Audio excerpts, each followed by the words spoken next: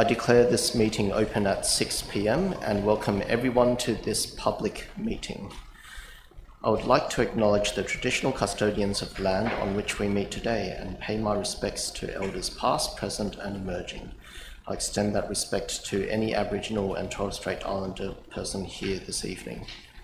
It is my prayer that as elected representatives we speak respectfully and consider the needs of all current and future residents, as well as the impacts on the environment in which we live. Tonight, I would appreciate it if everyone present in this room allows us to make decisions free of interjections, so that we can make the best possible decisions for the community. In particular, I would like to call out a few rules and expectations. 1, we will have one person speaking at a time. The councillors will signal to me their interest and I will invite each of them to speak when appropriate. 2, the public has the right to attend this meeting as an observer. However, members of the public gallery are to observe in silence so as to allow the councillors to focus on decision making. 3, as per clause 5.31 of the Code of Meeting Practice, this council meeting is being recorded and it is being made available live via the council website. Only councillors and staff will be shown on camera. For the councillors participating in this meeting, I would also ask them under clause 5.30 to refrain from making potentially defamatory statements. 4, clause 2.1 of the Code of Meeting Practice outlines the principle for all meeting attendees to treat each other with respect and to behave in a way that contributes to the orderly conduct of the meeting. In particular for councillors, this means that their speeches and questions should remain on topic and genuinely focused on exploring the issue at hand rather than on casting other councillors or members of the public in bad light. As chair, I will be ruling speeches and questions as out of order if I believe that what is being said is not consistent with our meeting principles in clause 2.1.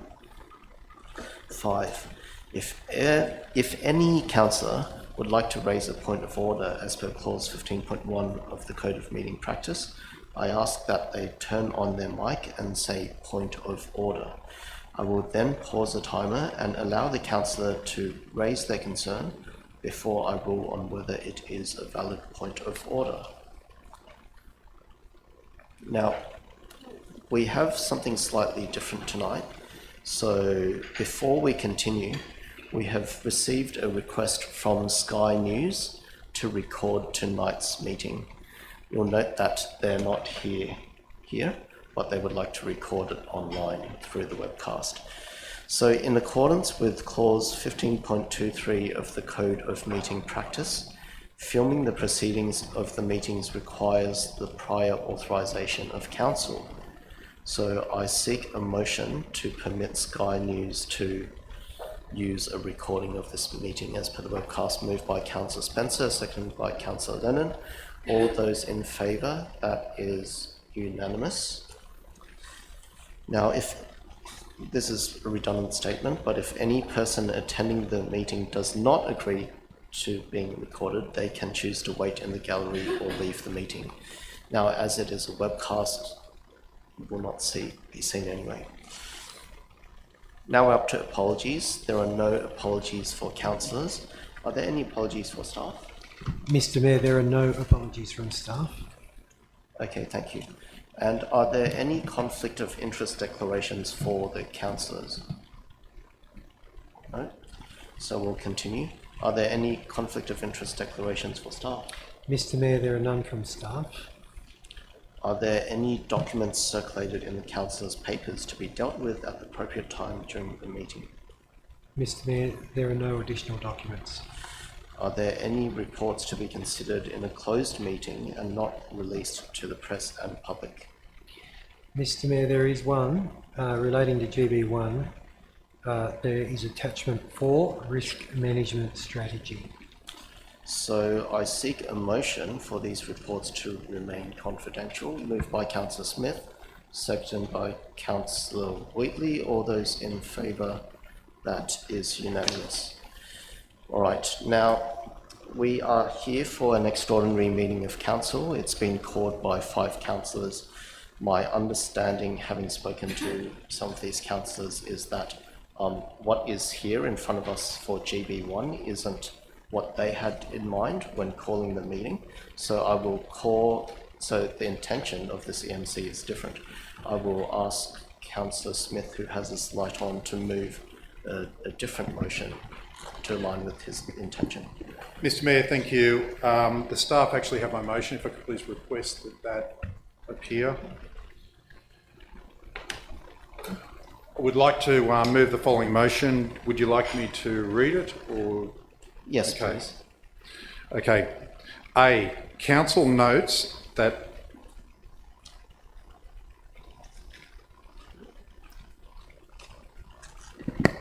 I'll continue. Council notes that the 5 councillors who called the extraordinary general meeting of council did so for the sole purpose of considering the confidential attachment A4 to GB1. B, council notes that the mayor and all councillors were unaware that staff had prepared and would include in the agenda for this extraordinary general meeting of the council the details of the report titled A Community and Council-Led Response to the TOD Program and Low and Mid-Rise SEP Ku-ring-gai Housing Strategy Implementation Program. C, council notes but does not implement the staff recommendation in the report titled A Community and Council-Led Response to the TOD Program and Low and Mid-Rise SEP Ku-ring-gai Housing Strategy Implementation Program.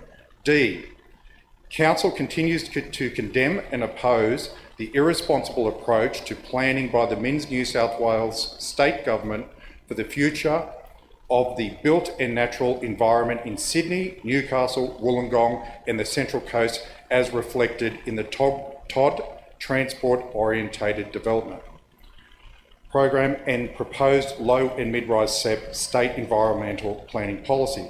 E, council continue to inform residents about the proposed changes to planning controls as information becomes available, including their risk and consequences. F, council implements the actions identified in the risk management strategy in confidential A4 to GB1. I do seek a seconder. Thank you. So seconded by Councillor Wheatley. Now, Councillor Martin, as mover of the motion, you may now speak. Thank you, Mr Mayor. That motion that I've actually moved, I hope to encompass both the call for the extraordinary meeting and the staff report of GB1, because all the points that have been made in this particular motion could be wrapped up in one go.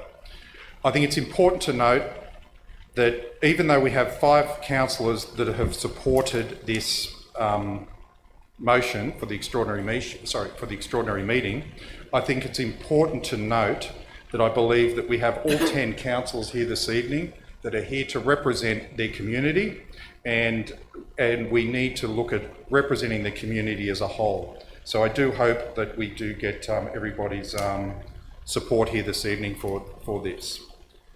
It is important to note that the GB1 staff report was not reviewed by any of the councillors, and that there was no intention of moving forward with a housing strategy at this point. I note the staff GB1 report,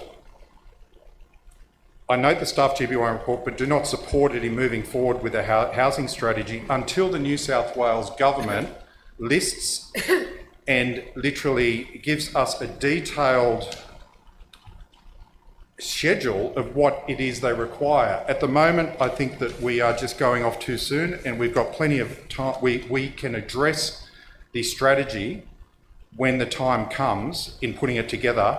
Otherwise, we're sending a very mixed message to the community. The community, we've had a 72% support saying that they don't support the Minns plan of the TOD nor the low to mid-rise. We've got 72% of the community wants to see this council step up and do something about it. If we were to move forward with a housing strategy at the moment, we would be basically accepting the responsibility of planning in a rush, which is ultimately would put this council to the detriment of the people that we represent. So I think it's important that we take note, we take our time, and we wait till the state government puts all their cards out on the table. I think it's important to note that this Min's government has actually put something together where we are going to lose our identity. We're going to lose our heritage in these TOTs, which there is no way of actually keeping them in the way they're doing it. In the low to mid-rise, they're going to wipe out our tree canopy. It would be like going into Waverley Council and taking away Bondi Beach. Effectively, that's what they're doing as Ku-ring-gai. Ku-ring-gai is known as heritage, and it's also known as tree canopy. We will lose that. So I think that there is a good opportunity for everybody here to say that we are not going to take it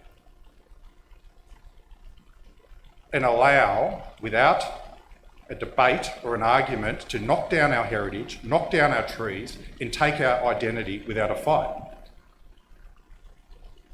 We can deal with the state government on their demands after they've listed what it is they expect us to deliver, and that will give us the opportunity to do proper planning, doing a master plan, not doing a bits and pieces approach that the state government is doing it. We need an overall, overarching approach with our housing. I want to make it clear to people out there that are saying we're yimbys. We're not yimbys in Ku-ring-gai. We represent the people. We've got something here that we hope that we would wish that our state government would actually recognise, and once upon a time did recognise our heritage and supported it, and our tree canopy and so forth. I think it's time that we actually move forward and give us time to actually do a housing strategy once the state government has told us exactly what the expectations are, and so as that we can address those items. So I hope to get everybody's support this evening. Councillor Wheatley as the seconder, would you like to speak? Thanks, Mr Mayor. I completely concur with Councillor Smith, and further, councillors have no impact on the TOD, and they're not trying to relocate TODs despite recent misinformation being spread on social media pages. The TOD sites nominated by the state government were Roseville, Killara, Linfield and Gordon. There have been some discussion around the TODs and the rumours of their potential relocation. For clarity, TOD stands for Transport Orientated Development. Each of these sites selected by the state government is on a train line and meets the criteria of 30 minutes access to a strategic centre. These TOD sites have been set by the state government and their locations are not negotiable. Regarding consultation timeframes, these were dictated again by the state government, and that council has no ability to change or set this. The same time limits frames apply to all the other affected councils as well. Residents should rest assured that if council had full control of the timeframes, they would ensure that they are as lengthy as required for community consultation and involvement through the process, as they always have been. There appears to be some community confusion around the potential development at Eastern Road Precinct and the Princess Street Turramurra. To be clear, these were not identified as TOD sites and they will not be. As a Wahroonga Ward councillor, I remain committed to ensuring that Harris Farm does not make its proposal development any larger, and will continue to strongly oppose any changes to the current development rules in these locations.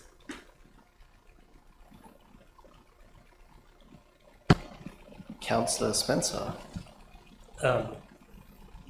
I just have a couple of questions. I'm not speaking to it yet. I will in a moment. So my question is to the mover and also to the general manager regarding F. We had a discussion earlier this evening. So without going into confidential, I don't think we need to. So the wording on F, would you think that it may be necessary to maybe tighten up the wording a little bit. Say, I'm just thinking aloud to say that council is authorized, or the general manager is authorized to implement actions identified in attachment 4 to GB1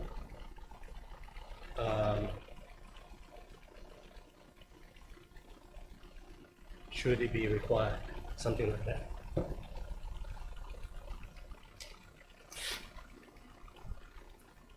So essentially what I'm trying to say is that, so this is the question. So what I'm trying to say is that the general manager has the authority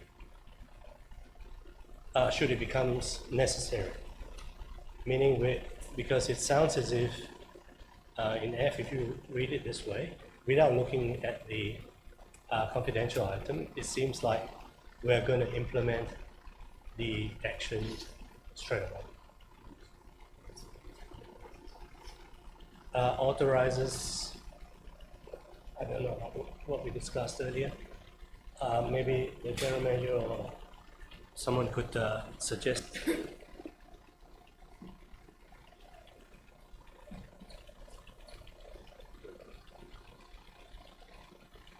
Sorry, without giving away too many confidential information. Mr. Mayor, through you to Ms. Acting General Manager, if just putting implementation authorises, if you're happy with that wording, Yes. if that doesn't make any difference to. Through you, Mr. Mayor, that's fine. Happy to incorporate, thank you. Yes.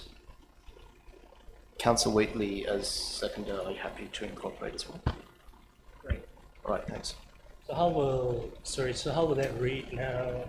So we've got F. The General Manager is authorised to implement actions outlined in attachment A4 to GB1. Should it be required? Should it be required?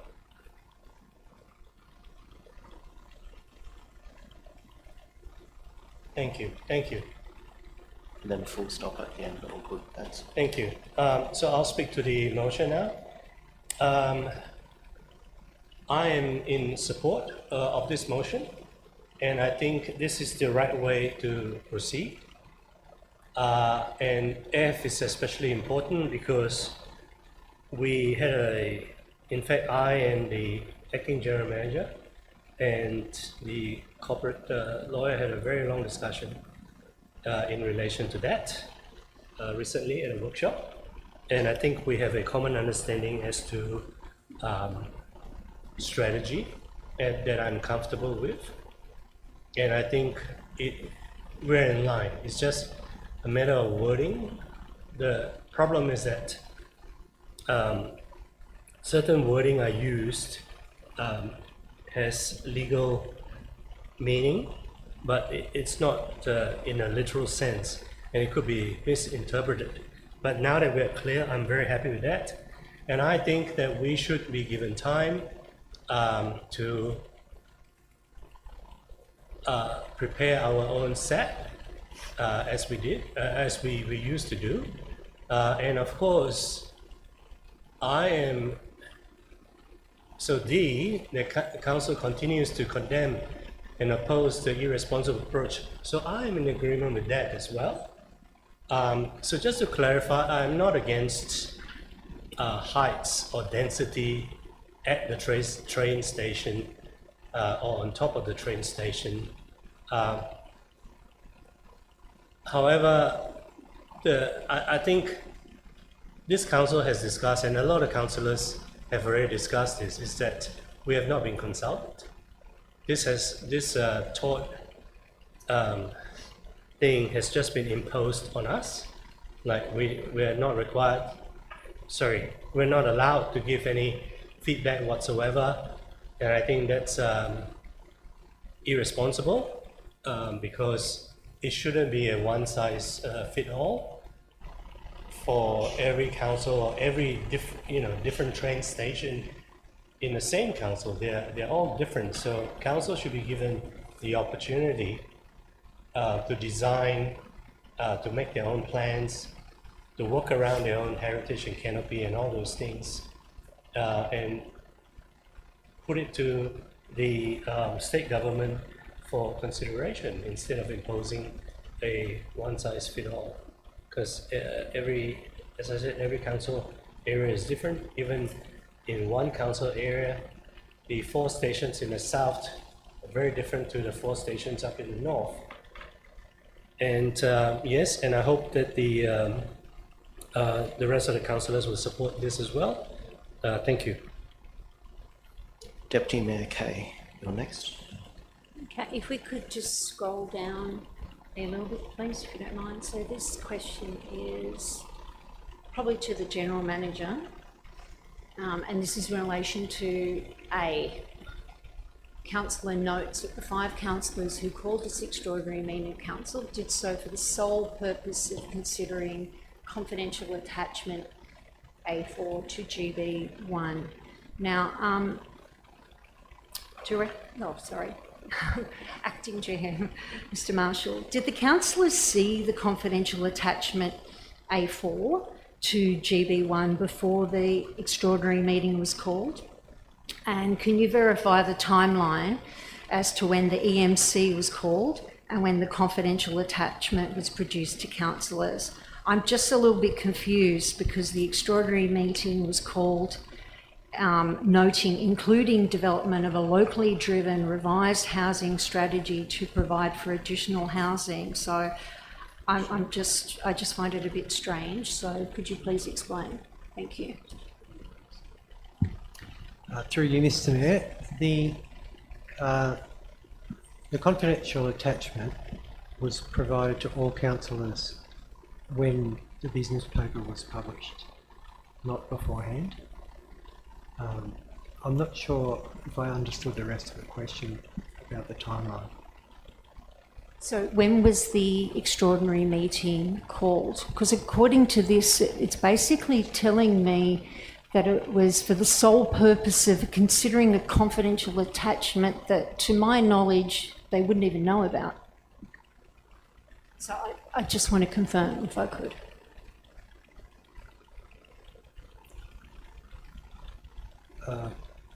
I don't recall, Councillor, the actual day it was called. We might be able to get some advice from our... Can I answer it? So my understanding is that all councillors are aware of the content of the confidential attachment. They've been aware of it for some time now. The EGM was called, the EMC was called on Tuesday, 19th of March, and as part of the papers being published, it did include this confidential attachment.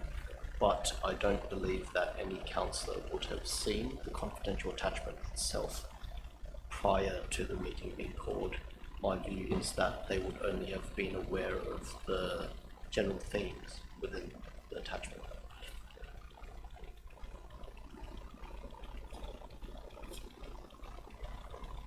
Councillor Lennon, your light is on now. Thank you, Mr. Mayor. Perhaps I can assist there. I was certainly aware of the nature of it. I knew that it was not ready in time for the last council meeting. I hadn't seen it, but I didn't need to see it to know what the nature of the document was, and it was something that we should be considering. I think something to really important to keep in mind is that nothing has changed. Everything that we said as a council the last time we considered the state government's plans some weeks ago, it's still a fact. It is still the view of the people of this municipality, and I believe the view of the people of this chamber. Every word that we heard some weeks ago about the state government's plans in the area of housing, about the damage it threatens to do to the people of New South Wales into the future and today, holds true. Everything that it threatens to do to the heritage that is such an asset of the people of this state now into the future is still the case. Every emphatic word that we heard some weeks ago in this chamber about the plans of the state government is still the case. Nothing has changed. Nothing about this meeting was ever meant to diminish that. There should be no doubt about that. This meeting was about dealing with the matters, the subject of confidential attachment A4. We knew what it was about. We knew that it was not ready in time for last week's meeting. We wanted to talk about it quickly, and I'm glad we did. We did not expect the document that came with it. People should not be confused into thinking that the resolve for this chamber The resolve of these councillors remains absolutely in step with the people of this municipality, that we will continue to strive as best we can on behalf of all the people of New South Wales, now into the future, to do what we can to dissuade, stop by any means the state government from this damaging and dangerous path in which it is headed. And this is not a matter of NIMBYism or NIMBYism, because this is bad for the whole of New South Wales. I don't want the plans that the state government has implemented anywhere, not simply in Ku-ring-gai. I don't want them implemented in Newcastle. I don't want them implemented on Central Coast. I don't want them implemented in Ku-ring-gai. The resources of the state, the natural environment that people enjoy, is here for all of us. We don't live on islands. We're not behind walls. We move. My own wife came from Newcastle. People move around this state. This is about looking after the people of New South Wales into the future. It's not. NIMBYism is premised upon the idea something has to be done and has to happen somewhere. This is not NIMBYism. This is not about building a necessary resource. This is about stopping a bad policy from damaging the whole of New South Wales. And I repeat, everything we said some weeks ago is still the case. Nothing has changed. Nobody should think that it has changed. So I encourage Council to support the motion tonight. Let's see if we can move on and get back on track without distractions. Thank you. Deputy Mayor Kay. Okay, I've just got another question. So if the meeting was with the intention of A, this is probably through you, Mr. Mayor, to Director Watson. I'm just curious, and again a little confused, why you would have submitted GB1 report. Did you just do that because you felt like it, or was there some guidance? Because I just don't understand why that report's attached if that was not the intention of why the meeting was called. Can you please explain?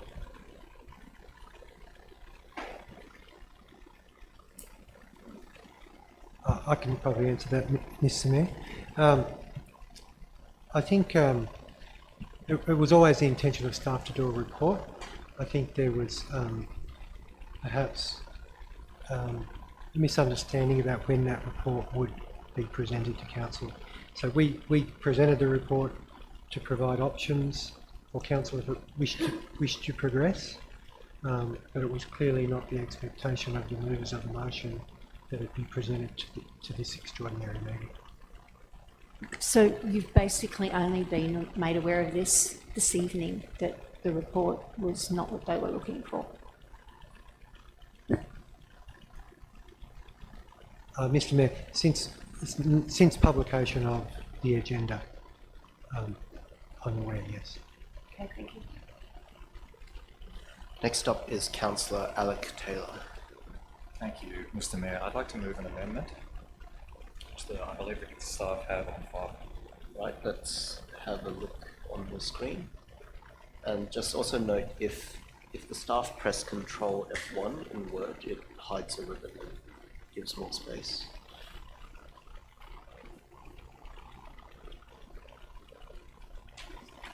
And I'd like to just read it out before I get my seconder, if someone is willing to pass. So it's seconded by Councillor Ward. Had her hand up first. So the motion is that Council rejects the State Government's unreasonable and infeasible new dwelling targets for Ku-ring-gai and continues to fight the simplistic one-size-fits-all planning parameters in the TOD and low and mid-rise housing SEPs with all available means as described in the risk management strategy. The second part is the Council recognises that New South Wales needs good planning and Ku-ring-gai should help to solve the housing crisis. And the third part is that Council commences a refresh of our housing strategy that delivers a reasonable and feasible increase in housing supply and greater housing diversity across Ku-ring-gai and is acceptable to the community. So just as a point of clarification, in the original motion we spent a bit of time fine-tuning point 6 about attachment A4. Would you like those words to be incorporated into this motion? Yeah. So we'll let the staff work on that first. of incorporating the last point. Well, I was trying to cover that in my reference to the risk management strategy, Yeah. which refers to this particular attachment. So if we were to just copy and paste it. Add it as a fourth, please. Okay, yeah, as a default. Probably should number them or give them yeah. letters. All right, so as mover of the motion, you have 5 minutes to, Okay. of the amendment. Seconded by Councillor, I saw Councillor, okay, Councillor Greg-Taylor. So as mover of the motion of the amendment, you may now speak for 5 minutes. Okay, thank you. This issue is arguably the most important subject for us to consider this term. Of course, we should be having extraordinary meetings to talk about it. Of course, we should be debating it thoroughly. There's a lot of uncertainty around it and no obvious solution. There is only one material difference in this amendment, and that is a recommendation that we refresh our own strategy, and we start that process now. I strongly agree with the previous speakers that we must continue to fight the state government's one-size-fits-all planning policies with all means available. Yes, we don't have the detail yet, but the Planning Minister has already provided specific targets and signalled an intent to follow through without any compromise. We need to continue to fight because the new dwelling targets are unreasonable. In fact, they're not feasible. Our own analysis, our own feasibility studies have found that Gordon and Linfield would be able to accommodate around half of the new dwelling targets with material increases to our infrastructure, improvements to our infrastructure, and particularly our road network. That's half of the 4,000 to 5,000 new dwellings that the Planning Minister has asked for in each of the stations, first 4 stations in Lower Ku-ring-gai. Roseville is dissected by 3 arterial roads, the Pacific Highway, Archibald Road and Boundary Road. They join in 2 signalised intersections which are truly diabolical. And that's before adding another 4,000 dwellings in Roseville, another 4,000 to 5,000 dwellings in each of the 3 stations upstream, and maybe another 100,000 dwellings upstream in Hornsby. It's simply not feasible. And as we all know, Killara Station is surrounded by heritage conservation areas, which brings me to local merit assessments. The Premier keeps saying in the press that local merit assessments will still apply. Unfortunately, that's not what his Minister's program documentation says. In at least 2 separate places, the program document for the TOD says that local controls will apply to the extent that they're not inconsistent with the new standards. Most, if not all, of our planning controls are inconsistent with the new standards. That includes deep soil provision for trees, setbacks for vegetation and amenity, traffic planning, minimum lot size to enable on-site parking, preservation of buildings in heritage conservation areas like in Killara, and the list goes on and on. The Minister's new dwelling targets are unreasonable and frankly not feasible, and the new standards are completely inconsistent with our local planning controls. I also agree with Councillor Smith that we're not NIMBYs. I believe most residents in Ku-ring-gai recognise that there's a housing crisis in New South Wales and across the country, and that Ku-ring-gai should play a part in addressing it. We need to do the job that we were elected to do and plan for Ku-ring-gai's future. We need to continue this fight against these poor planning policies while working on plans that are sensible, feasible and acceptable to the community. Councillor Greg-Taylor, as seconder, would you like to speak? I'd just be reiterating everything that Alex has said there, so I'll reserve my right. Thank you. Sorry, Councillor Taylor said that.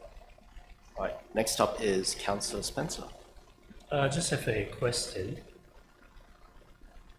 This motion, question is to the, amendment. Question is to the mover. How is this materially different to the original motion? Thank you, Councillor Spencer. As I said at the start, really the only difference is that we start our own planning now, that we start the refresh of our own housing strategy right now. The world has changed since 2020 when we last looked at this, and you know, there have been a lot of changes both within Ku-ring-gai, across New South Wales and in Australia. It's time for us to start the refresh. It's a long process. Sorry, it's just a question. Oh, I'm sorry, I'm just answering. That's the main difference. Yep. All right, sure. Do you have more questions? Yes, please. So if we can just take a quick look at the original motion, I'm not debating that. So I'm unable to see what the real difference is between this and that.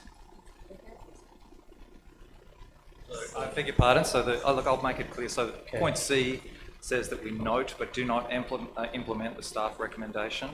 I'm not fully recommending that we implement the staff recommendation, but what I am doing is saying that we should start the refresh of the housing strategy. Right. Considering different dwelling targets. So, sorry, just one last question, because I like to park a foreshadow.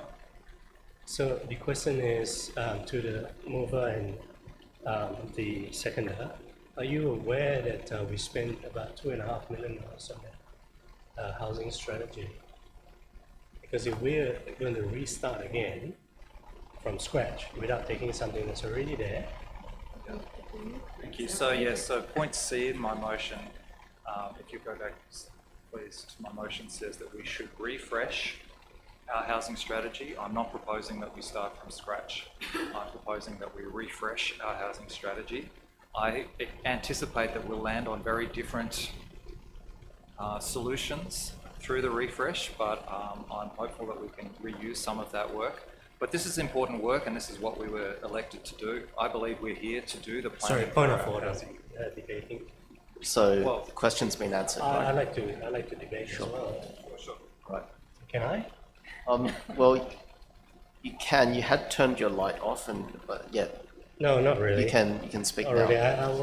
I was just trying to make a point that I can as well. I'm able to if he wants to. Right. So- Because I still see nothing materially different from this to the first one. Sure. Just as a point So of perhaps I could ask a question of the General Manager or the Director for Planning and the Environment. Do you believe that the original motion would have... look, okay, how about I speak then? So, as Chair, what I observe as the biggest difference between the original motion and the amendment that's being suggested right now is the original motion says, in terms of doing a refresh of the housing strategy, reviewing the LP, all that sort of stuff, we are not doing it at this point in time. Whereas the amendment presented by Councillor Alec Taylor is saying that we will now, as of tonight or whenever, start the process of refreshing the housing strategy and reviewing the local environment plan. So the original one is no, do nothing, not yet. The amendment is start now.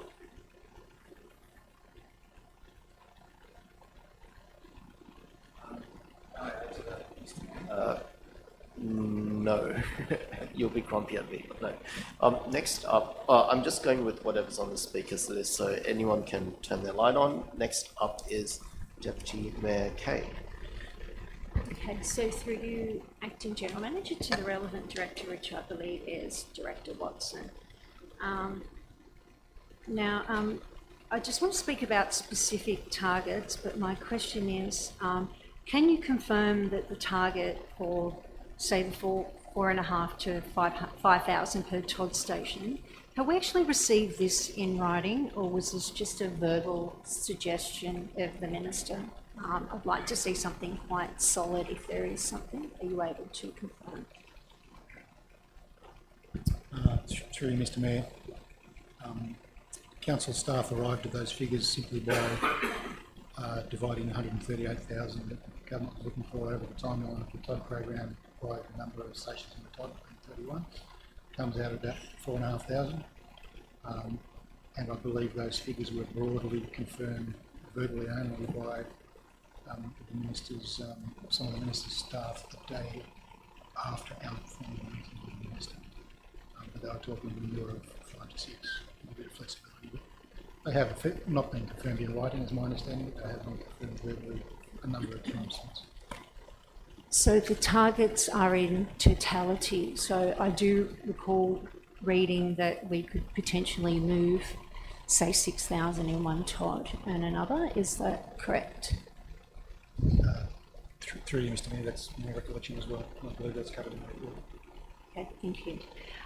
Now, I've just got another question. So if we could look at page 8, GB1, that the council has already met several of the conditions. Can you please advise which ones? So I'm referring to the DPHI approval letter for council strategy GB1, which is page 23 to 26. So could you, because there's 12 items, can you confirm which ones we have done? It does stipulate we have done some or a few. I know we haven't done number 10, that I do know, and that's in relation to affordable housing, but can you confirm the others if you don't mind? Through you again, Mr Mayor, there was 12 conditions. I believe we've met 2, one of which didn't require any work because we'd already addressed it. One of them I don't believe at the time or still was actually applicable to us, so that would leave 9 which we haven't addressed. Can you just name them by number order if you don't mind? It's my belief that we have met number 1, 1, yep. that we have met number 7, and that number 11 is not applicable to us. Sorry, can I ask a procedural question? Yeah, and I do have a question of relevance, like we're sort of going off topic, but yeah. No, it was actually in the report. Yeah, but we're not doing GB1 right now. Yeah, we're not considering GB1. Yep. Let's see if the questions and answers were put on GB1. Then I have to look it up to see what it is. Yeah, yeah. We're currently not considering So it. right now, what we are, It's unfair. It's unfair to me. yeah. To, Right now, we are focusing on this amendment. The amendment which does Presented talk by- about the housing strategy. So it is one. Your light is still on, Deputy Mayor Kay, so would you like to speak or question? Okay. Councillor Lennon. I'm sorry. Procedural question, please. Yes. Because I do not want to be accounted for being in this meeting discussing GB1 because we're not considering it. We are. I just wish to clarify that, because then further down the track someone will say you were in that meeting, the questions on GB1 will answer 12 items and this and that. I will say I have no idea. We're not considering that. So I just want to make it clear that can I make it clear that we're not discussing that? Okay, sure. We are not discussing GB1 at this point in time. We are discussing what is put in front of us. This amendment. Next up is Councillor Lennon. Thank you, Mr Mayor. I think at least 90% of what Councillor Alexander said was quite correct. The government's plans are a disaster for us, a disaster for many, many suburbs. But embarking upon a housing strategy is a big exercise. It consumes a lot of staff time, a lot of money, a lot of community consultation. We don't know the parameters of what Councillor Alexander has in mind. We don't know the framework. What we have at the moment, the only clear thing we have from the state government is a proposal that threatens to destroy vast areas of the state. That's all we have. We have nothing else to work with. This is not a time to fumble around in the dark with a housing strategy. We have no idea where we're headed. We have no idea what the rules are, what the framework is.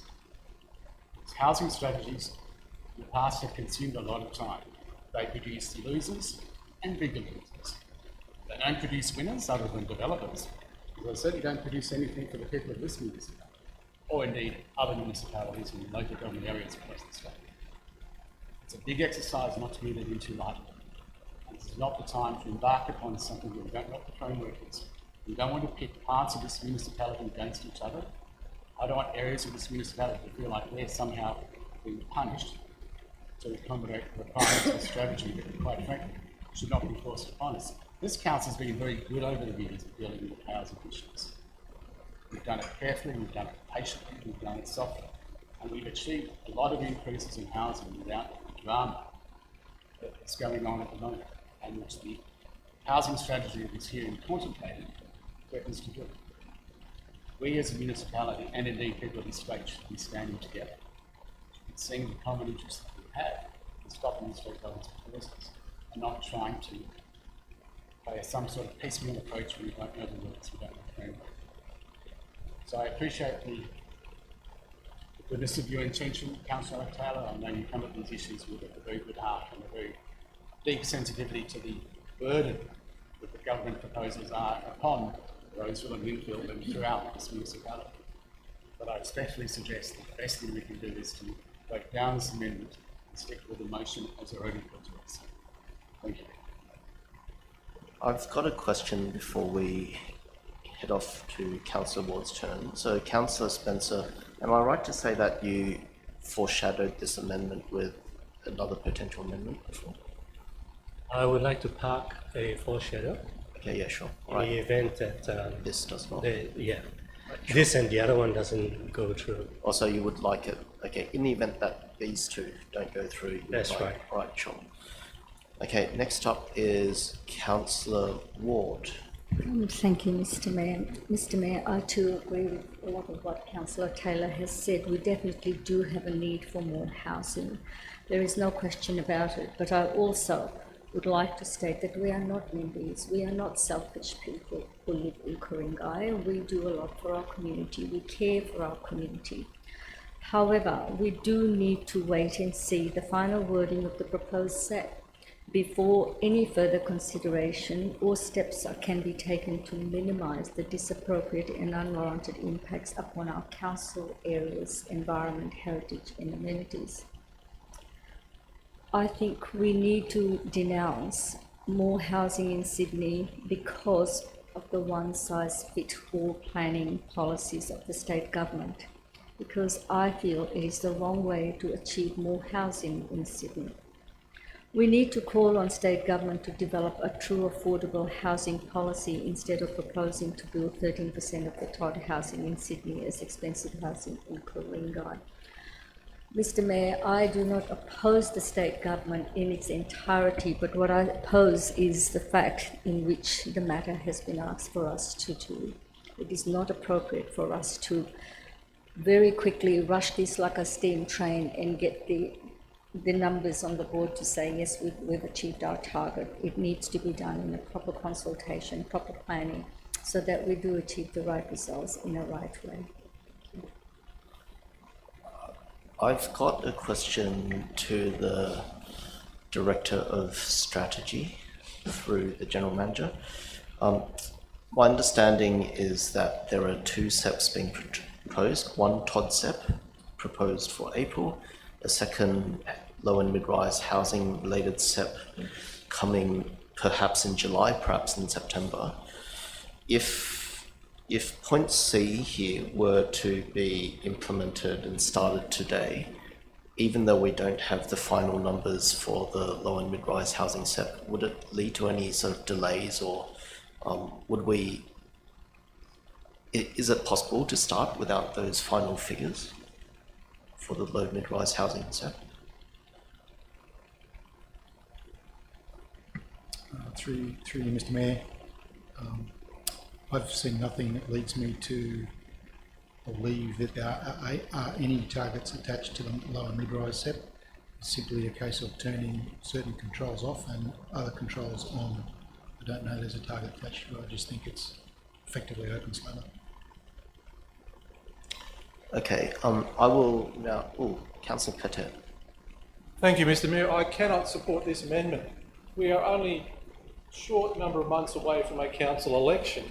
This is a long, lengthy process, and as Councillor Spencer alluded to, we spent millions of dollars at the previous go. Whilst I can appreciate the sentiments where Councillor Taylor is coming from, if it was the start of a term, thumbs up. The end of a council term, thumbs down. Because you'll get a new council who might say, we don't like where this is heading, and just bin it. So staff will be working on this for months, and then have it tossed in the bin post-September. All right, I would now speak to this amendment. Just for context, 2 years ago, there was a National Housing Accord where the state and federal governments and the local government body at a national level committed to 1 million additional dwellings in the next 5 years. Then just 1 year ago, they revised that target to 1.2 million dwellings across a 5-year period. New South Wales' share of that is 377,000 dwellings in 5 years. Now, my main question is this achievable? In Australia, in the last 5 years, we've averaged the completion of 185,000 dwellings per year. But in order to achieve 1.2 million, we need to up our construction 30% to 240,000 dwellings per year. And that is quite a significant challenge if we are bottlenecked by the number of construction workers we have, by the number of construction companies and equipment that we have. It's quite a difficult target. If you look at New South Wales now, our 377,000 in 5 years. To date, we've been averaging around 13,000 dwellings completed per quarter. But if we need to reach our target, we need to deliver close to 19,000 dwellings per quarter just to hit the target.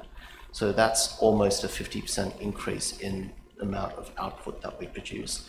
And this isn't constrained by the amount of land zoning or anything like that. The main constraint is our capacity to build. So that says to me that, look, we may have ambitions, or the Labor government anyway, may have ambitions for a big Australia. And that's fine, that's a federal policy. We voted those people in, Australia did. But is it achievable? I don't think so. And what that says to me is that if we want to make it work well, and if we already are constrained, then we should be allowed time to plan for it to work well before we then decide how to build these homes. And if we were afforded extra time to plan, an extra year, an extra 2 years, that sort of thing, that would actually lead to better outcomes for the people of New South Wales.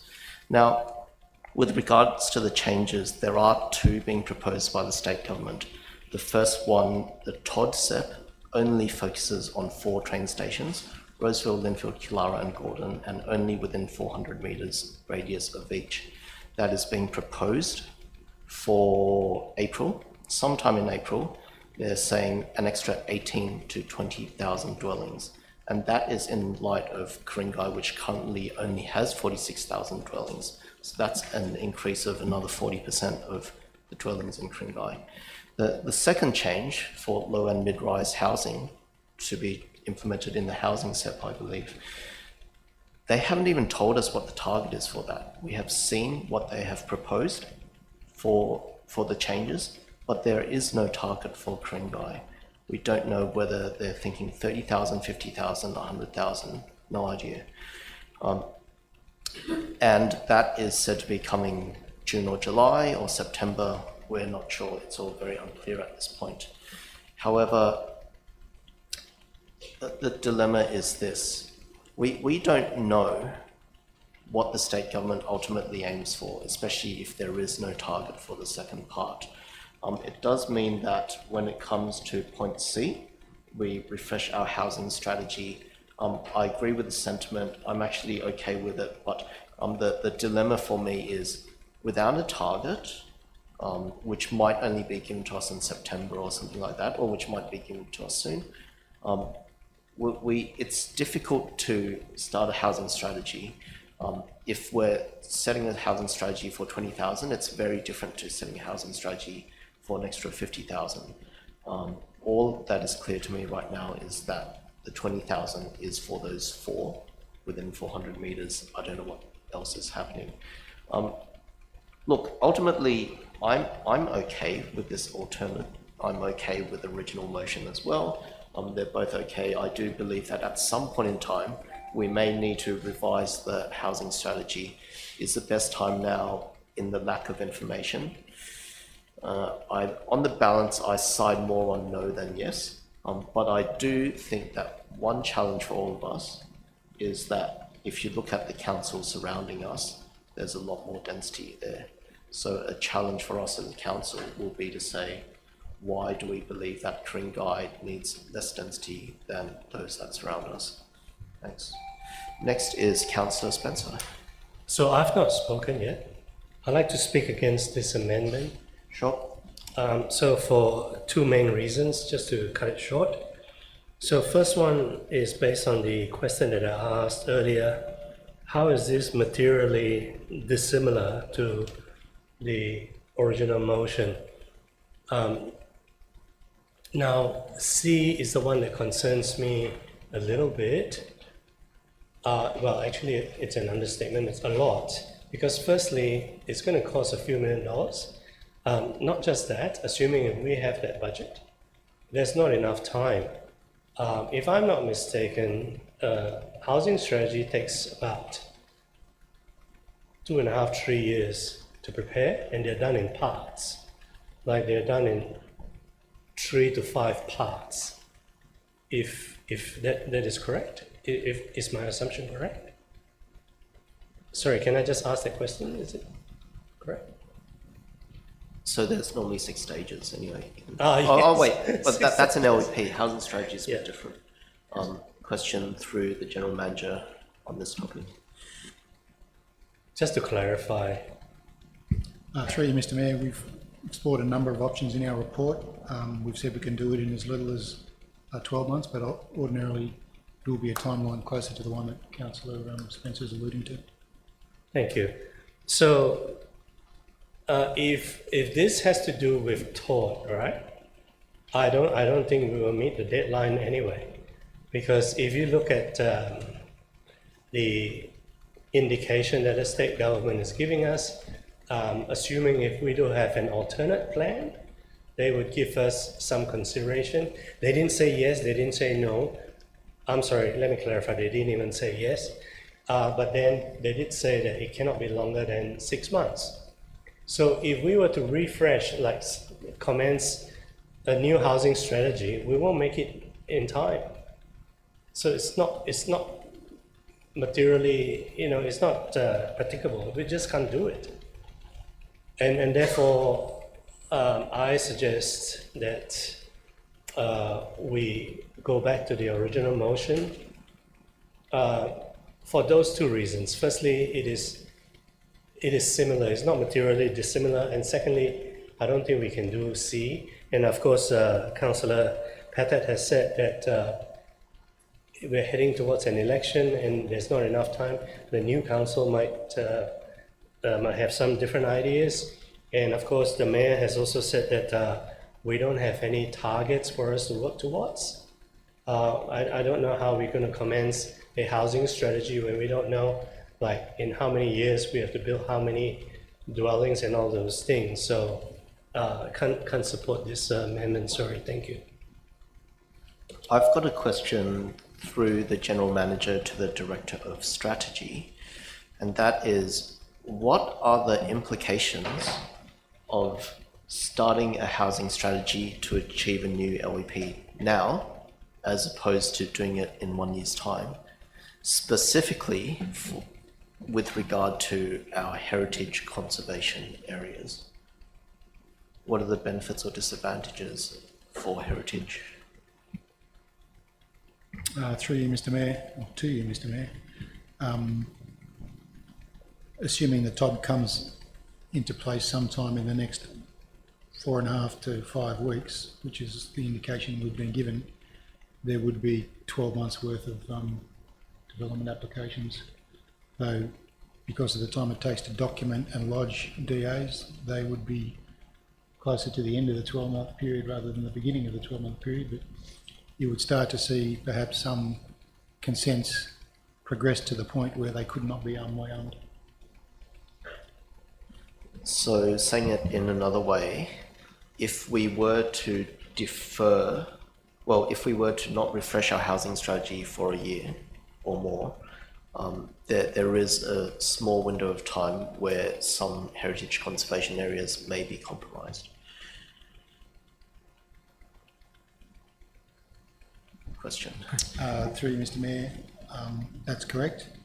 I mean, part of the reason for putting forward an alternate that was 12 months rather than the 6 that the Minister and his staff had spoken to us about was the small chance that the opportunity for a deferral of some sort and time to do our own plan might come into play.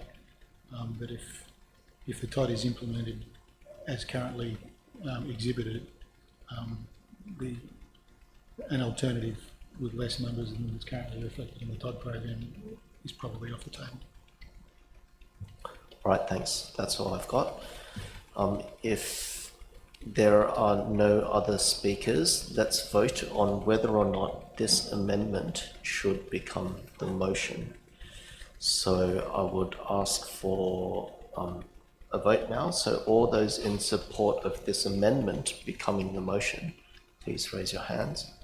And that is... I'm sorry.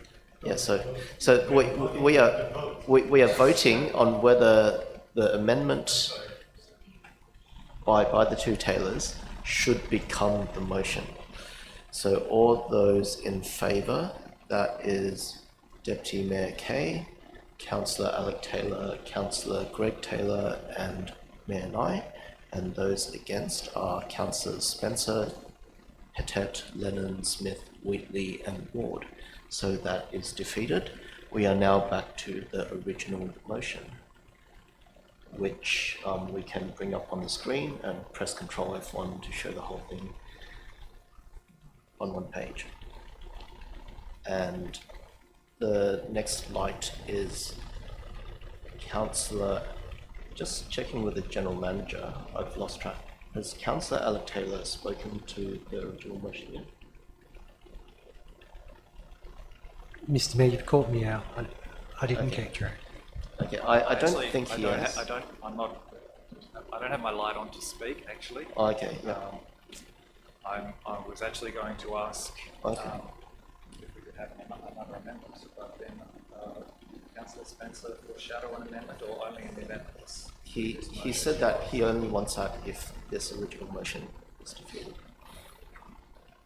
Yeah. So my question is, if the mover of the motion would consider dropping a couple of the points in this information. And the first point is one of point A.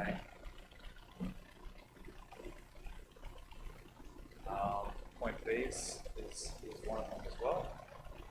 Don't do it yet.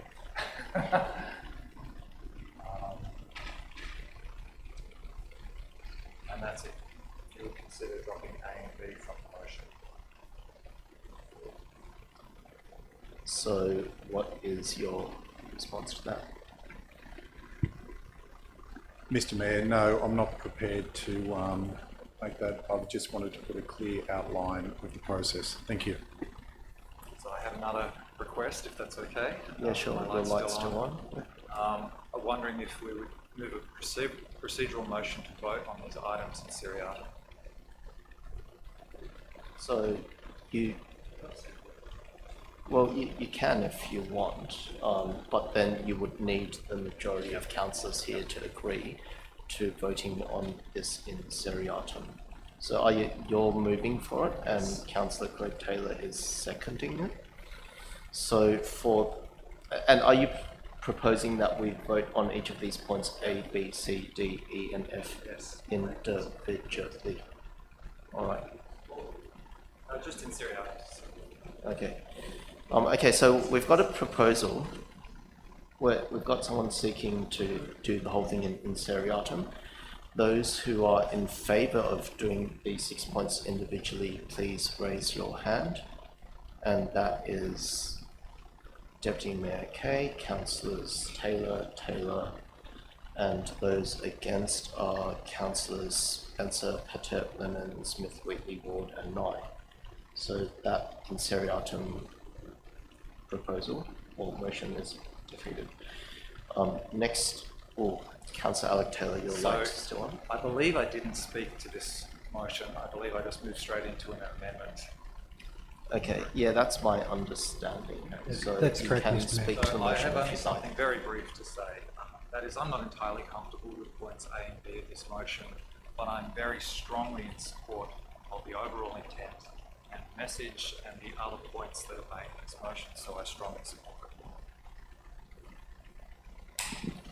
All right, so next up is Councillor Petet. Thank you, Mr Mayor. Well, I'm fairly clear on this matter. I think the state government's proposal, putting it bluntly, sucks. It is ill thought out, ill conceived, not doable. I'm not going to be sitting on the fence going, maybe a bit of this, a bit of that, I'm not too sure. Well, my position is crystal clear. It is a bad idea. We need 90,000 tradies to get X amount of dwellings to be built. And this one person actually said, tell him he's dreaming. It's not going to happen, sunshine, unless we import hundreds of thousands of skilled migrant workers, which will then exacerbate the housing crisis. So we're just perpetuating the problem. So I'm crystal clear. I'm in agreement with Councillor Smith and Wheatley. It is very simple. Two letters, N and no. N-O. Not good, sunshine. And the state government should actually listen to that. You know, take out the hearing aid, listen to the constituents, listen to the residents, listen to the council. Either that or put some hearing aid batteries in, because it ain't working at the moment. Not listening. Councillors are on the ground, they're listening. They're listening to their residents. They don't have the hearing aids. They've actually got both ears working. Pity our state members in government aren't listening to their constituents. Because if they did, they wouldn't have come up with this pile of proverbial. And probably the best thing to be done with this thing is grab a shovel, start burying it. Councillor Greg Taylor. So just on the process of what this outlines, I'd like Alec and not happy with A and B. The outcomes of our workshops, I understood that this was all what was on the cards. Maybe I was misunderstanding it, but I wholeheartedly support all these sentiments. I don't agree with these developments and how poorly they seem to have been planned. And so I can support C, D, E and F, but I feel, I unfortunately can't support this because of A and B, because I feel that it's providing misleading and potentially mistruthful information. Thanks. Councillor Kay. Okay, I also do not agree, obviously, with A and B. I'm also not comfortable that one of the councillors, which is Councillor Alec Taylor, who is mentioned as one of the 5 councillors, is not comfortable with A and B. So, oh, sorry, 2 councillors, but no, but Councillor Alec Taylor was one of the 5 that called the meeting, is what I'm referring to. So, thank you. So I obviously I prefer obviously the amendment, but I'm happy to look at C, D, E, F, because I know how important especially F is in the process. But I cannot support this with A and B. And if Councillor Smith was prepared to maybe take those out, he would have unanimous support, no doubt. Mr Mayor, through you to Councillor Kay, she obviously wasn't listening prior. I've already had that opportunity and I didn't. Thank you. Okay, I'm going to now speak in support of this original motion and also to clarify a few points. So, particularly on D, condemning and opposing the irresponsible approach. Look, I've said already, I'm actually open to more density. I'm open to more dwellings across New South Wales, but that has to be done in a sensible, planned, methodical way. When we are in a situation where we are already at capacity in terms of how many we can build each quarter, it doesn't make sense to then unlock all this land, but without a plan of how to make it work well. We need to have a plan on how to make it work well, so that the future of residents, not just someone who comes in next year or the year after, but for those people who will be living here in 10, 20, 30, 50, 100 years' time, will also benefit from having things planned out well right at the start. Now, some people say, well, aren't things good now? I would argue no. You look at, for example, the intersection of Archbold Road and Boundary. I'm always talking about this. Why? Because there are times when it takes 20 minutes to get past one traffic light. 20 minutes to get past one traffic light. And now we're going to all these residents saying, you know what? Well, the state government is saying, you know what? We're doing this SEP and that SEP, and we are relying on public transport, yes, but no doubt some of you will also have to drive to work. And this 20 minutes to get past 300 meters and one traffic light will increase. It's certainly fixable. Give us some money, we'll make it work somehow. But the state government also has not committed any funds whatsoever to making this work. They're happy to commit funds for Hornsby, for Quarry Park, for Crow's Nest, but for Ku-ring-gai, not a single cent. And that is really frustrating. In fact, they basically destroyed the hub. They took 9.8 million away. So it's just really frustrating from an infrastructure perspective. They want all these additional dwellings, but they don't want infrastructure for it. That really sucks. Now, my other objection is on the basis of heritage, because I actually disagree with the message that the state government constantly gives, that local councils will have the opportunity to assess things based on heritage, because they won't. Because ultimately, if we're looking at a 6 or 7 story development, or even taller under infill affordable housing, so 9 stories in these areas, there's absolutely no way that you can respect a heritage conservation area in its current form. It's completely impossible. And I understand if there are some people out there who say, I don't value heritage, this and that. Okay, I get it, but other people do. If you look at some other examples, you look at the Rocks, you look at Woolloomooloo, you look at Hunters Hill, these are places which are genuinely valued for the heritage. Today, we have people, we have tourists who value these places, who flock to these places. They generate revenue for the state of New South Wales. And that's because there was a foresight 50 years ago for people to establish heritage in these sorts of areas, to fight hard. Now, 50 years later, we don't have unions fighting to protect the heritage, but we have places like Hillview, we have other heritage conservation areas in Ku-ring-gai that are worth protecting.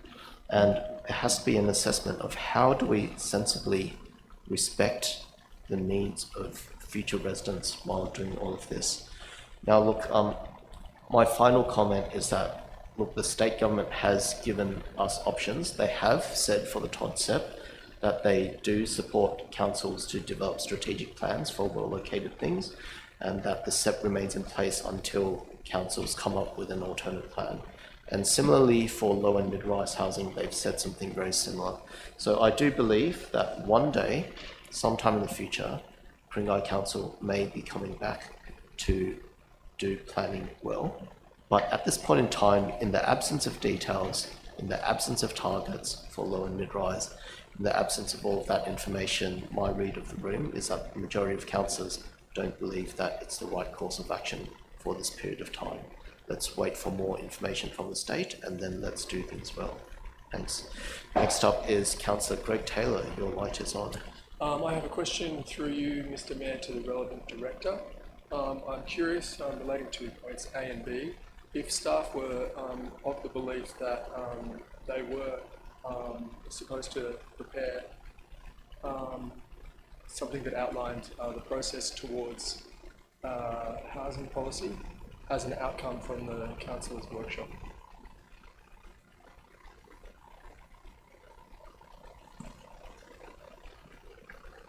I might give an initial answer, right? We were at a workshop, we discussed options. What was discussed were various things, and there was some discussion about potentially doing a different LEP, but there was no discussion, as far as I recall, on the exact timing. There was no agreement on the exact timing, and there was no agreement to details such as what's on page 10 of the papers. That, for some of the councillors here, is new information. So if you look at point B, it talks about the details of the report. That's what's intended. Some things like page 10 certainly weren't intended as part of this EMC. But there was, I do sympathise with the staff perspective as well. I do believe that from their perspective, they were doing what was intended. Does that answer your question, or you still want the staff answer? No, that suffices. Thank you, Mr. Mayor. Okay. Are there any other Councillor Kay, Deputy Mayor Kay, question? Just a quick question. When did staff start preparing this? Oh, that's sorry, through you, Mr. Mayor, to Director Watson. When did you start preparing this for the extraordinary meeting? Oh, Mr. Mayor, I think we've been working on it for a few weeks. I think it's Mr. Watson. Yeah, a couple of weeks. Been thinking about it for longer than that. All right, so if there are no other speakers or questions, then we will put this original motion to a vote. Oh wait, Councillor Smith, may you please sum up? Mr. Mayor, thank you. Thank you all councillors for attending this evening for this extraordinary meeting. I think tonight we've got the opportunity to send a very strong message to the Minns government that it is not acceptable on what they're about, what they are throwing on to the residents of Ku-ring-gai. There's an expectation that as councillors here this evening that we represent our community and we reject it in a whole, and I hope that we get everybody on board and can put their differences aside on this matter. If we were to embark on a new housing plan when we haven't got, as was mentioned, the framework, a piece-by-mill approach, we're no better than the New South Wales State Government. We need to do a holistic approach about it. We need something that is going to be planned, not an ad hoc, doing half a jigsaw puzzle in two parts and then to try and make it marry up. It doesn't work. The New South Wales Government has got this wrong. We need to communicate that very strongly. And I just back to Councillor Lendon mentioned about he'd like to comment about the Bondi Beach, so I'm going to expand on that a little bit more. Can you imagine if there was a way that Waverley Council and the community was going to lose, we know it's not possible, but they were going to lose their beach due to their planning? Guess what? Ku-ring-gai doesn't have a beach. We have heritage homes along the rail and we have tree canopies. That is what Ku-ring-gai is recognised for. It is up to us here this evening to defend that, is because if we lose that, we're just going to melt into some sort of melting pot that we won't even be recognisable in the future generations. So with all that, I thank you again for everybody attending. I hope to get everybody's support. And final word is, we're not yimbies. We're after good planning. We want to do it in a sensible way and we want to deliver it to the community. And I believe that we should have that right. Thank you. All right, now that being said, let's put this original motion to a vote. All those in favour, please raise your hands. And that is Councillors Spencer, Pettet, Lennon, Smith, Wheatley, Councillor Alec Taylor, Ward and Nye. Those against are Councillors Kay and Councillor Greg Taylor. So I declare it carried. Now, because there was a GB item, GB1, it seems a bit redundant now. I still have to say this. Can I please ask a councillor to nominate any items on the agenda that they wish to adopt in accordance with officer's recommendation, allowing for minor whatever? I think it's redundant, so there's no response. Just confirming. Okay, and then GB1, my suggestion is for it to lapse unless someone's moving something that supports it. Nope, so GB1 lapses. So, conclusion of the meeting. There being no further business, I would like to thank councillors and staff, and I would also like to thank members of the public for their attendance. I'd actually encourage you to get to know each other. The webcast of this meeting will be available on the council website and minutes will be published within the next 2 working days. I declare the meeting closed at 7:20 p.m. Also for council